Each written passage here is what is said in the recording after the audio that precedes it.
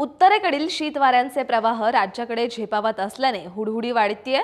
उत्तर महाराष्ट्रात आलेली थंडीची लाट पुढील काही दिवस टिकून राहणार आहे।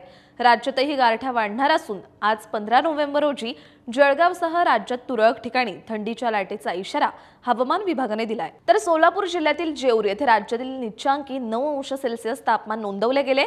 निफाड येथील गहू संशोधन केंद्र आणि जळगाव येथे 10 अंशापेक्षा कमी तापमानाची नोंद झाल्याने थंडीची लाट कायम होती। तर महाबळेश्वर, नाशिक, गोंदिया येथे पारा 11 अंशाच्या खाली असल्याने गारठा टिकून होता। किमान तापमानाचा पारा 10 अंशाखाली घसरल्यास आणि तापमानात सरासरीपेक्षा 4.5 अंशापेक्षा अधिक घट झाल्यास थंडीची लाट आल्याचं समजलं जातं। राज्यात तुरळक ठिकाणी थंडीची लाट आणि हुडहुडी कायम आहे।